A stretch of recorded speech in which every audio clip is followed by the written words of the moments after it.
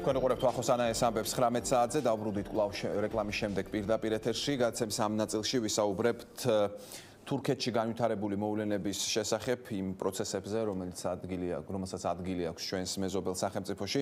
აქვე გეტყვით, რომ საქართველოს პრემიერ-მინისტრი გიორგი კვირიკაშვილი თურქეთის პრემიერ-მინისტრ ბინალი ილდირიმს შეხვდა. კვირიკაშვილმა და მისმა კოლეგამ ისაუბრეს ბოლო დროს თურქეთში განვითარებულ მოვლენებზე. სხვა საკითხებთან ერთადაც გიორგი კვირიკაშვილმა კიდევ ერთხელ გამოხატა საქართველოს მთავრობის მხარდაჭერა თურქეთის დემოკრატიულად არჩეული ხელისუფლებისა და თურქი ხალხისადმი.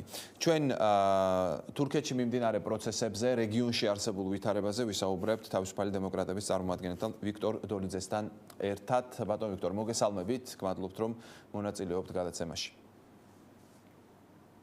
მოგესალმებით, ვახობთ მადლობას გიხდით მოწვევისთვის. ბატონ ვიქტორ, არ არის ნამდვილად მარტივი ვითარება ჩვენს რეგიონში.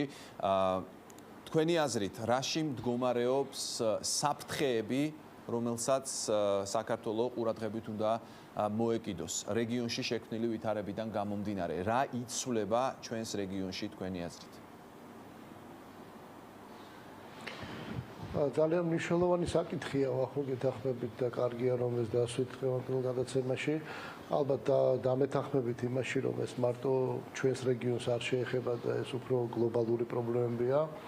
გლობალური პრობლემები კი დღევანდელ მსოფლიოში გლობალური საფრთხეები გამოწვევები მდგომარეობს ჩემს აზრით პირველ რიგში ისლამური სახელმწიფოდან მოდის რუსეთიდან.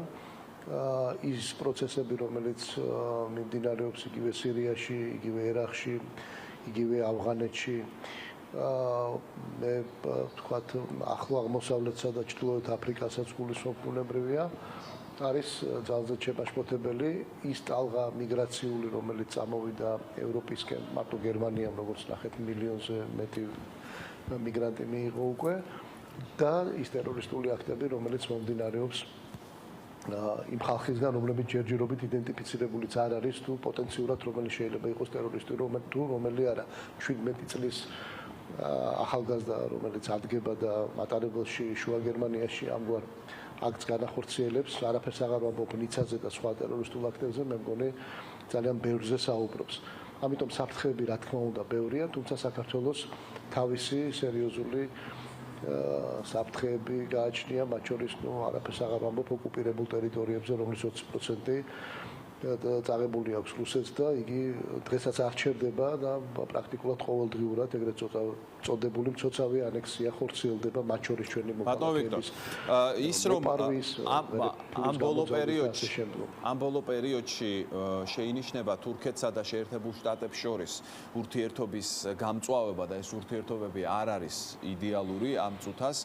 გაფიქრებინებთ თუ არა ეს იმას, რომ მოსალოდნელია თურქეთსა და რუსეთს შორის კიდევ უფრო დაახლოება? ჩვენ ვნახეთ, რომ ერდოღანმა ბოლო პერიოდში სცადა საერთო ენის გამონახვა ვლადიმერ პუტინთან. თუ კი ეს დაახლოება მოსალოდნელია, საქართველოზე როგორ შეიძლება აისახოს ეს პროცესი? მე პირველ რიგში თურქეთთან დაკავშირებით ვიტყვი იმას, რომ კარგია რომ პრემიერ-მინისტრი დღეს თურქეთშია და ჩვენ რაღაც ერთგვარი მყისიერი რეაქციები ამასთან დაკავშირებით გავაკეთეთ. ეს არის ძალიან მნიშვნელოვანი. ჩვენთვის თურქეთი არის სტრატეგიულად მნიშვნელოვანი პარტნიორი. ნატოში გაწევრიანების თვალსაზრისით ძალიან სერიოზული მხარდამჭერი და ვარშავის სამიტის დებულებებიდან გამომდინარე შავ ზღვაზე ჩვენ ერთად უნდა დავიცვათ უსაფრთხოება და გავაძლიეროთ შავიზღვის უსაფრთხოების ერთეული. რაც შეეხება თურქეთ-რუსეთის ურთიერთობებს, იგი ძალიან კომპლექსურია და მე არ შემოვიფარგლებოდი მხოლოდ იმით, რომ ბოლო პერიოდში დათბა ეს ურთიერთობები. მე ამაში მინდა რომ პოზიტივი უფრო მეტი დავინახო, ბუნებრივია, იმიტომ რომ რუსეთ-თურქეთს შორის სამხედრო პოლიტიკური დაპირისპირება თუ თემატიკა აგრესიაში თუ გადაიზარდეს, იქნება ძალიან ცუდი და ეს მე მგონი არავის არ გვაწყობს მათ შორის საქართველოს პირველ რიგში. მაგრამ თურქეთს ეხლა ამ ეგრეთ წოდებული აჯანყების ფონზე ცოტა სხვა პრობლემებიც აწუხებს. თქვენ იცით, რომ სოფლიო ლიდერები, მათ შორის ამერიკის შეერთებული შტატების უმაღლესი დონის წარმომადგენლები ძალიან სერიოზულად მიუთითებენ იმაზე, რომ ეს არ უნდა გადაიზარდოს რევანშიზმში, ეს არ უნდა გადაიზარდოს ავტოკრატიული რეჟიმის შექმნის მცდელობაში და ევროკავშირი ამაზე ძალიან სერიოზულად მიუთითებს. თქვენ ალბათ გახსოვთ განცხადებები, რომელიც შეეხება მათ შორის უვიზო რეჟიმის დაწესებას თურქეთსა და ევროკავშირს შორის და ძალიან სერიოზული შეშფოთებებია როგორც ბრიუსელში, ასევე ვაშინგტონში იმასთან დაკავშირებით, რომ დემოკრატიული პროცესები არ შეირხეს ამ ქვეყანაში. მე დიდი იმედი მინდა გამოვთქვა იმასთან დაკავშირებით, რომ ეს არ მოხდება, რამე თუ ეს თუ არ მოხდება, არ შეიძლება რომ რუსეთ-თურქეთის ურთიერთობა ბოროტად იქნეს გამოყენებული, იმიტომ რუსეთში პუტინის რეჟიმი, რასაც აკეთებს ქვეყნის შიგნით, ანალოგიური პროცესები თუ კი განვითარდა თურქეთში, მე მხედველობაში მაქვს არასამთავრობო ორგანიზაციებზე თავდასხმები და გაძევება მათი ქვეყნიდან, მხედველობაში მაქვს სიტყვის, მედიისა და პრესის შეზღუდვა ოპოზიციურ ლიდერებზე გალაშქრება და ასე შემდგომ, ეს თუ ანალოგიური მოხდა ისაც ხდება რუსეთში, ეს იქნება ძალიან საშიში, არ იქნება კარგი არც ჩვენთვის ბუნებრივია, მაგრამ მე იმედი მაქვს, რომ თურქეთი ამას არ დაადგება ამ გზას.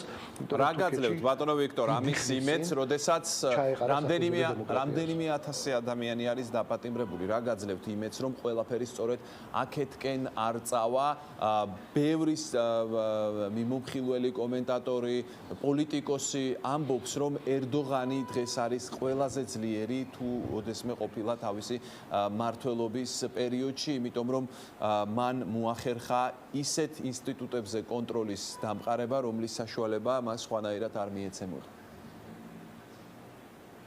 გეთანხმებით, მაგრამ ეს შეიძლება გამოიხატოს მხოლოდ იმაში, რომ ერდოღანი დარჩეს ძალიან ძლიერ ლიდერად და ეს კარგი გაგებით, რომ ჭალებში გამოიყენოს იმისათვის, რომ უფრო გაიძლიეროს პოზიციები, მაგრამ იმის საფუძველს, რომ თურქეთი არ წავა ავტოკრატიისკენ და პირიქით განავითარებს დასავლურ დემოკრატიას, მაძლევს ის, რომ თურქეთის მისწრაფებები სწორედ ევროკავშირია, თურქეთი მიისწრაფის იმისკენ, რომ გახდეს სრულფასოვანი წევრი ევროკავშირის და არამც სხვა მიმართულებით წავიდეს. თურქეთი არის ერთ-ერთი ყველაზე დიდი კონტრიბუტორი ნატოს ოპერაციებში და საერთოდ ნატოში. მოგეხსენებათ, რომ ამერიკის შეერთებული შტატების შემდგომ თურქეთს ყავს ნომერ პირველი არმია და შეიარაღება და ძალიან დიდი თანხები იხარჯება ამისათვის, იგივე შეიარაღებული ძალების მოდერნიზირებისათვის და ყველა მათ შორის ანტიტერორისტულ ოპერაციებში ნატოს ეგიდით იქნება ეს თუ სხვა ფორმატებში თურქეთი არის ერთ-ერთი მოწინავე.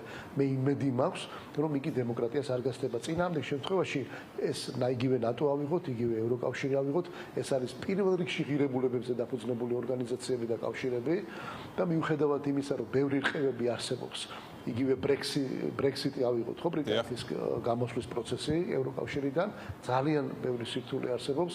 ეხლა კიდე დამატებით თურქეთის თქვათ სხვა გზის არჩევა ნამდვილად არ იქნებოდა სასურველი და მე მგონია საერთაშორისო თანამეგობრობამ კიდე უფრო სერიოზული და ძლიერი ნაბიჯები უნდა გადადგას იმისკენ, რომ ერდოღანსაც შეუწყოს ხელი ამაში და თურქეთის მთავრობასაც, რომ არ წავიდეს, არ განვითარდეს პროცესების სხვა მიმართულებით. მადლობთ. ვიქტორ დოლიძე, თავისუფალი დემოკრატების წარმომადგენელი იყო ჩვენი გადაცემის სტუმარი.